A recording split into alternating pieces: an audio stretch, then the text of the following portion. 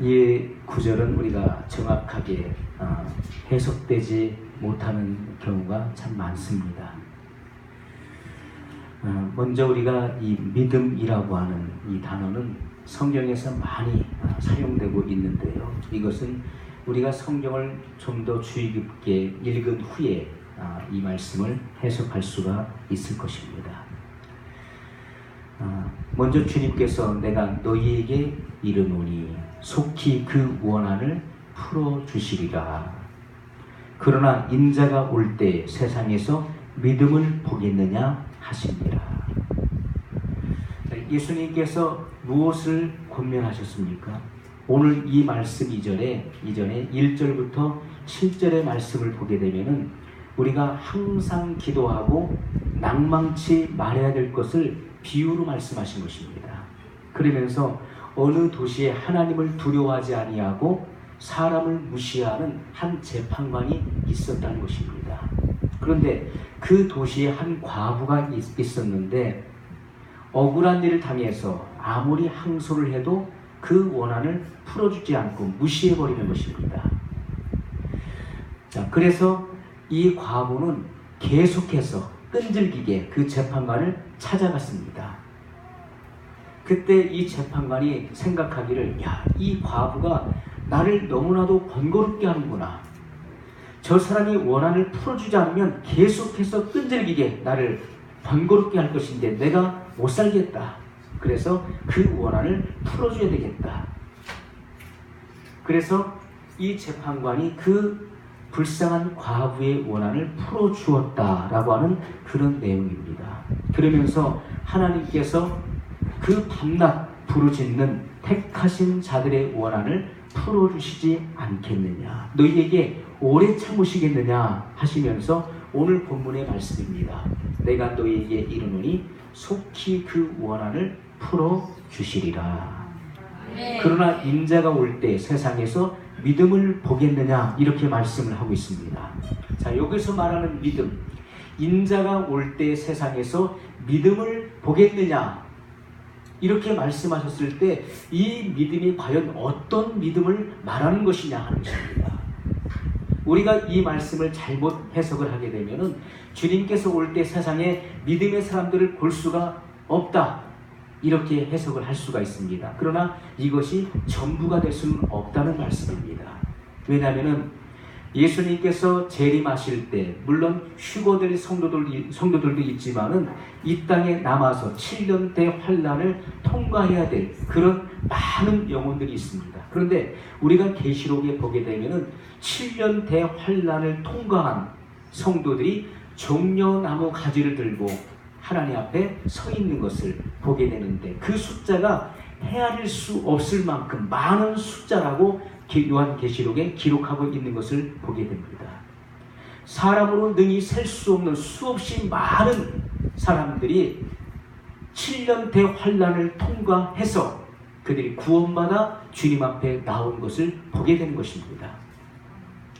그러므로 인자가 올 때 예수님께서 재림하실 때 세상에 믿는 사람을 눈시고 찾아볼 수가 없다라고 하는 것은 우리가 온전한 해석이 될 수 없다는 말씀인 것입니다. 그러면 여기서 말씀하고 있는 주님께서 인자가 올 때 세상에서 믿음을 보겠느냐, 이 믿음이 과연 어떤 믿음을 말씀하고 있는 믿음이냐 하는 것입니다. 우리가 이 말씀을 하기 이전에 1절부터 7절에 보게 되면 주님 뭘 말씀하셨습니까? 항상 기도하고 낭망치 말해야 될 것을 비유로 말씀하셨습니다. 주님은 우리가 낭망하지 않고 쉬지 않고 끈질기게 기도하기를 원하고 계신다는 것입니다. 자, 그래서 첫 번째 나오는 이 비유는 뭡니까? 쉬지 않고 기도해야 되는 것을 말씀하셨는데 여기서 이 믿음은 끊임없는 기도를 말씀하고 있는 것입니다. 끊임없는 기도. 그래서 여기서 이 믿음은 쉬지 않고 기도하는 믿음을 말하는 것입니다. 우리가 사람들이 기도하다가 그 기도에 응답이 없고 그리고 그 문제가 해결되지 않으면 도중에 중단해버리죠. 하나님에 대해서 실망을 해버리고 그리고 그 기도를 중단해 버리는 일들이 너무나 많습니다. 또 어떤 사람들은 기도를 하다가 기도를 하면서도 의심을 합니다. 이 기도가 과연 응답이 될까? 기도할 때는 뭔가 확신이 있고 믿음이 넘치는데 기도를 하고 난 이후에 내 현실을 바라보고 환경을 바라보면은 도무지 기도가 응답될 것 같지 않아 보입니다. 그래서 크게 실망을 하고 의심하는 경우가 많이 있다는 것입니다. 여러분, 우리가 야고보서를 보십시오. 기도의 이 필요성에 대해서 주님께서 얼마나 강조하셨는가를 볼 수가 있습니다. 너희가 기도할 때 믿고 구한 것은 받은 줄로 믿으라고 말씀했습니다. 주님은 우리가 믿음으로 기도하기를 원하시고, 그리고 믿고 구한 것은 반드시 될 줄을 믿으라고 주님은 말씀하고 있는 것입니다. 여러분, 그러나 기도하면서도 의심하는 사람은 두 마음을 품은 자라고 말씀했습니다. 마치 바람에 밀려 요동하는 바다 물결과 같으니 이런 사람들은 죽게 얻기를 생각지도 말라고 주님 말씀했던 것입니다. 기도하면서 의심하는 사람, 기도하면서도 걱정하는 사람, 기도하면서도 될까 의아심을 품는 사람들은 주님께 응답받기를 생각지도 말라고 말씀했습니다. 이런 사람들은 두 마음을 품은 자들이기 때문에 주님께서 응답해 주시지 않는다고 분명히 말씀하고 있는 것입니다. 우리는 기도할 때 우리가 하는 기도가 응답될 것을 믿고 믿음으로 해야 된다는 것입니다. 여러분, 여기서 인재가 올 때 세상에서 믿음을 보겠느냐 하시는 것은 바로 끊임없이 기도하는 그 기도의 믿음을 의미한다는 것입니다. 끈질기게 기도하는 기도의 믿음을 주님께서 말씀하고 있다는 것입니다. 여러분, 그리고 나서 이 말씀 이후에 9절부터 14절까지 어떤 말씀을 하십니까? 주님이 기도의 중요성에 대해서 강조하고 있어요. 어느 두 사람이 기도하러 성전에 올라갔다. 그 중에 한 사람은 바리새인이요, 한 사람은 세리였다는 것입니다. 바리새인은 세리와 떨어져 섰습니다. 그와 같이 있기를 원치 않았던 것입니다. 그래서 세리와 구별되게 멀리 떨어져 서서 하나님께 기도합니다. 그러면서 뭐라고 합니까? 자기 자신을 과신하면서 하나님 앞에 기도하는 모습을 보여줍니다. 하나님, 저는 일주일에 2번씩 금식을 하고 있습니다. 저는 소득의 온전한 11조를 드리고 있습니다. 그러면서 자기 자신을 과신하고 율법을 지킨 그 율법의 행위를 주님 앞에 자랑을 하는 기도를 합니다. 그리고 저는 저 세리와 같지 않음을 주께 감사를 드립니다 하면서 자기는 특별한 사람이요 구별된 사람인 것을 주님 앞에 자랑을 합니다. 그러나 저 한쪽에서 감히 하늘을 우러러보지도 못하고 머리를 땅에 쳐박고 그리고 가슴을 치면서 통곡하는 세리의 기도가 들립니다. 하나님, 저는 죄인입니다. 저는 매국노입니다. 저는 이 땅에 살면서 너무나 나쁜 짓을 많이 했습니다. 저는 주님 앞에 무엇을 구할 염치도 없는 사람입니다. 주님, 저를 용서해 주시고 저를 긍휼히 여겨주시옵소서 하고 몸부림치면서 절규하는 그런 세리의 기도가 들립니다. 여러분, 그랬을 때 하나님께서 누구의 기도를 들으셨다고 말씀하고 있습니까?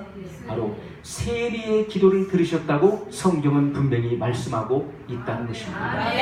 하나님은 자기 자신을 자만심을 가지고 자긍하며 과신하는 교만한 기도를 물리치셨습니다. 그러나 나는 죄인입니다. 나는 회개할 죄인이며 나는 하나님의 은혜와 긍휼이 필요하다고 몸부림치고 있는 세리의 기도에 귀를 기울이시고 그의 기도를 들으셨다라고 성경은 말씀하고 있다는 것입니다. 여러분, 주님께서는 첫 번째로 끊임없이 기도하는 끈질긴 기도를 주님이 말씀하셨고, 그리고 두 번째 비유는 기도의 중요성, 마음을 쏟는 기도, 진실한 기도에 대해서 하나님이 응답하신다는 것을 분명히 주님이 강조하셨던 것을 보게 됩니다. 여러분, 우리가 성경을 보게 되면은 모든 기독교인들은 뭘 합니까? 기도를 합니다. 기도를 해요. 모든 기독교인들이, 모든 성도들이 쉬지 않고 기도를 하고 있습니다. 그러나 마지막 8절에 가서는 그러나 인자가 올 때 세상에서 믿음을 보겠느냐. 처음에 기도를 시작하는 사람들이 많습니다. 그러나 점점점 시대가 가면 갈수록 끈질긴 기도는 점점 줄어듭니다. 그리고 주님이 오실 때가 임박했을 때에는 이런 끈질긴 기도를 하는 사람이 지극히 적다는 것을 우리에게 보여주고 있다는 것입니다. 인자가 올 때, 주님이 다시 오시는 날, 이렇게 항상 기도하고 낭망치 않는 그런 기도하는 사람들을 볼 수 있겠느냐? 찾아보기가 어렵다는 것을 주님이 말씀하셨다는 것입니다. 마지막 시대에는 끊임없이 기도를 하지 않을 것을 주님이 말씀하고 계신 것입니다. 이 시대가 언제입니까? 바로 우리가 살고 있는 이 시대를 가리키고 있는 말씀입니다. 그래서 우리는 주님의 이 비유로 하신 말씀을 우리가 잘 들어야 되는 것입니다. 여러분, 오늘날 많은 교회들 속에 기도 모임은 사라지고 있습니다. 점점 기도 모임이 사라지고 있어요. 여러분, 초대교회는 모이면 기도했습니다. 그들은 마음을 같이하여 기도하는 일에 전혀 힘썼습니다. 그의 큰 핍박이 오고 박해가 올 때에도 그들은 마음을 같이하여 기도했습니다. 그때 하나님의 기적이 일어났습니다. 그런데 여러분, 기독교 2000년 시대를 지나면서 지금은 기도의 결핍 시대를 살고 있음을 우리가 피부로 느끼는 시대를 우리가 살고 있다고 하는 것입니다. 여러분, 과거에 기도했을 그때, 저는 1980년대 초에 그 부흥을 본 사람입니다. 제가 다녔던 교회에 부흥이 왔고, 그리고 우리 지역에 우리가 살고 있었던 부여군에 큰 부흥이 왔었습니다. 이것은 우리나라 전국적으로 내려졌던 바로 부흥의 시대였습니다. 저는 80년대 초에 하나님의 큰 은혜를 체험했던 사람입니다. 그때 하나님의 살아계심을 체험하고 그리고 신학을 하기로 결정을 내렸었습니다. 여러분, 90년대 초에 일어났던 부흥을 저는 보았습니다. 그러나 80년대, 90년대 이후에 그 어떤 부흥의 소식을 저는 들어본 적이 없습니다. 여러분, 지금 이 시대에 우리가 살고 있는 여러분 어느 곳에 하나님의 놀라운 부흥이 일어난다는 소식을 들어본 적이 있습니까? 지금 우리가 살고 있는 이 시대 속에는 하나님을 갈망하는 사람들이 너무나 부족하고, 진실한 사람들, 정직한 사람들이 너무나 희박한 시대를 우리가 살고 있는 것입니다. 특히나 끊임없이 끈질긴 기도를 하는 사람들이 너무나 적은 시대를 우리가 살고 있다고 하는 것입니다. 여러분, 지금은 기도 모임 대신에 바로 친교를 위한 프로그램으로 바뀌어졌습니다. 기도 모임 대신에 성경 공부 모임으로 바뀌어졌어요. 되도록이면 기도를 하지 않으려고 그러고 다른 프로그램을 개발시켜서 그 일들을 하고 있습니다. 그래서 사람들의 마음을 즐겁게 하고 사람들의 흥을 돋구는 그런 일들을 많이 하고 있다는 것입니다. 기도는 거의, 기도하는 것은 찾아볼 수가 없는 바로 교회의 슬픈 현실을 우리가 겪고 있다는 것입니다. 여러분, 오늘날 성도들은 너무나 방종하고 있지요. 그래서 아무 거리낌도 없이 제멋대로 함부로 행동하는 모습을 방종이라고 하는 것입니다. 그래서 하나님의 말씀에 벗어난 일을 하면서도 양심의 거리낌을 받지 못합니다. 양심이 화인 맞았기 때문에 하나님의 말씀을 멀리 떠나서 하나님과는 전혀 상반된, 말씀과는 상반된 삶을 살고 있는 오늘 우리들의 현실을 보게 됩니다. 여러분, 기도 모임은 점점 무시되고 있습니다. 이것은 바로 예수님의 재림이 우리 눈앞에 아주 가까웠다는 것을 교회들이 보여주고 있는 것입니다. 여러분, 하나님의 심판은 어디서부터 임한다고 했습니까? 저 예수님을 알지 못하고 믿지 않는 불신자들에게 먼저 하나님의 심판이 임한다고 했습니까? 아닙니다. 성경은 우리에게 분명히 말씀하시기를 바로 교회에서부터 바로 믿는 자들로부터 하나님의 심판이 이루어질 것을 말씀하고 있다는 것입니다.